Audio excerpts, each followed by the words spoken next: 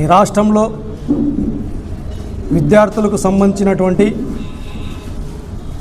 Fee reimbursement బకాయిలు ఏదైతే ఉన్నాయో దాదాపు 3,900 కోట్ల రూపాయలని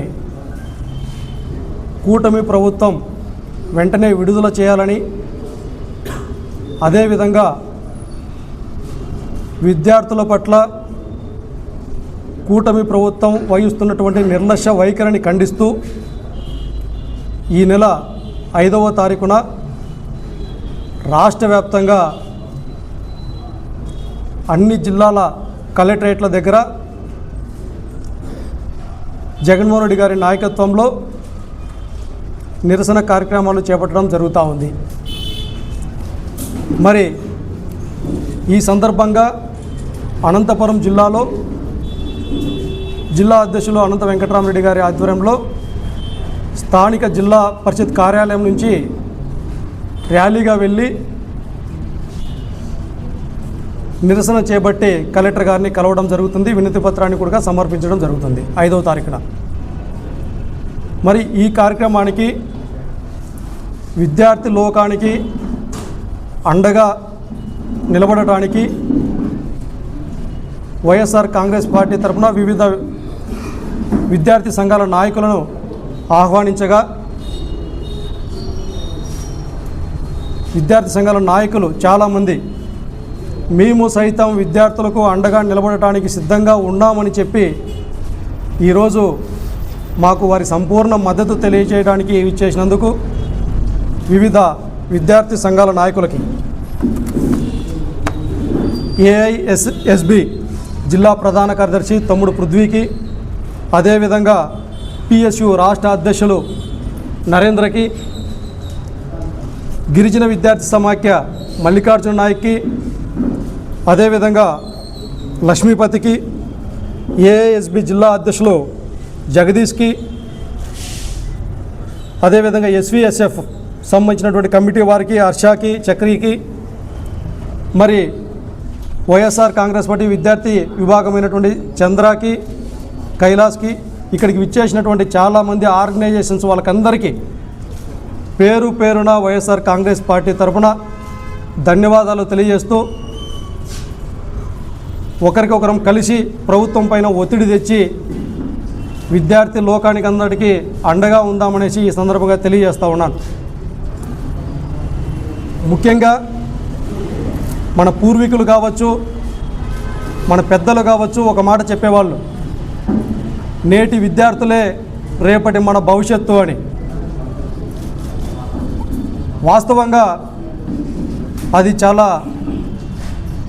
మనం చూస్తూ ఉన్నాం, నిరూపితమైంది. ఈ సమాజంలో ప్రతినిత్యం ప్రతిరోజు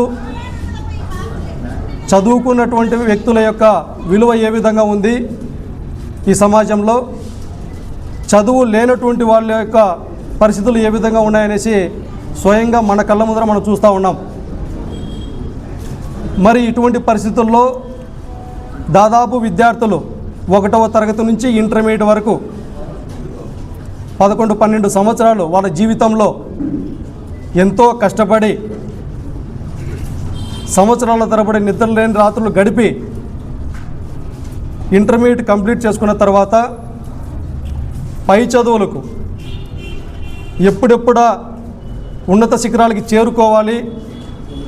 ఎంబీబీఎస్లు చేయాలి, ఇంజనీర్లు కావాలి, బీటెక్లు చదవాలి, పెద్ద పెద్ద డిగ్రీలు చదవాలి, ఎప్పుడెప్పుడు మా తల్లిదండ్రుల యొక్క కళ్ళల్లో ఆనందం చూడాలి, ఈ సమాజానికి ఏ విధంగా ఉపయోగపడాలని ఉవ్విలురుతూ ఉంటారు ఇంటర్మీడియట్ అయిపోయినటువంటి పిల్లలు. కాకపోతే వారికి ఉన్నటువంటి ఆర్థిక సమస్యల పట్ల, వారి కుటుంబ పరిస్థితుల పట్ల వేలాది మంది విద్యార్థులు పై చదువులు చదవలేక చదువులు భారమై ఆర్థిక ఇబ్బందులతో వారి జీవితాలతో ఉజ్వలమైనటువంటి భవిష్యత్తును పోగొట్టుకొని ఎక్కడెక్కడో మెట్రోపాలిటన్ సిటీలు లాంటి ఢిల్లీ, ముంబై, హైదరాబాద్, బెంగళూరు లాంటి మహానగరాల్లో చిన్న చిన్న ఫ్యాక్టరీలలో వాచ్మెన్ పనులు, అటెండర్ పనులు, కూలి పనులు చేసుకొని జీవన పోరాటం సాగించడం కూడా మనం చూస్తూ ఉన్నాం. మరి అటువంటి సందర్భంలో దివంగత నేత డాక్టర్ వైఎస్ రాజశేఖర రెడ్డి గారు చదువుకి పేదరికం అడ్డు రాకూడదు, అసమానతలు లేనటువంటి సమాజం నిర్మించాలి అనేటటువంటి ఒక దృఢ సంకల్పంతో ఆ రోజు ఫీజు రీయింబర్స్మెంట్ పథకాన్ని ప్రవేశపెట్టి పేదలను హక్కున చేర్చుకొని మీరు చదవండి, మీ వెనకాల ఈ పథకం శాశ్వతంగా ఉంటుంది అనేసి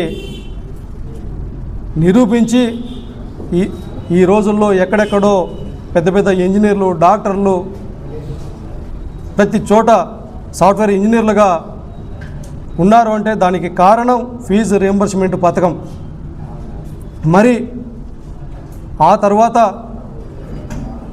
జగన్మోహన్ రెడ్డి గారు మరొక అడుగు ముందుకు వేసి విద్యా విప్లవాన్ని సృష్టించినటువంటి ఈ విద్యారంగంలో ఒక సృష్టికర్త. ఎందుకు ఈ పదం వాడుతున్నానంటే విద్య వల్లనే సమాజంలో ఉన్నటువంటి అనాగరికతను రూపుమాపుతాం, పేదవాడి అభివృద్ధి విద్య ద్వారానే సాధ్యమవుతుందని నమ్మినటువంటి వ్యక్తి జగన్మోహన్ రెడ్డి గారు. అందుకే ఆయన యొక్క 5 సంవత్సరాల పీరియడ్లో విద్యా విప్లవం సృష్టించి ఎక్కడా లేనటువంటి విధంగా 5 సంవత్సరాల కాలంలో ఫీజు రీయింబర్స్మెంట్కి సంబంధించినటువంటి ప్రతి త్రైమాసికంలో కూడా నిధులను విడుదల చేస్తూ, మరొక పక్కన ఎలిమెంటరీ స్కూల్ స్థాయి నుంచి కూడా దాదాపు ఈ రాష్ట్రంలో 37,000 పాఠశాలలు, ప్రభుత్వ పాఠశాలలు ఉంటే ఈ 37,000 పాఠశాలలో కూడా బాత్రూంలో మొదలుకొని క్లాస్ రూముల వరకు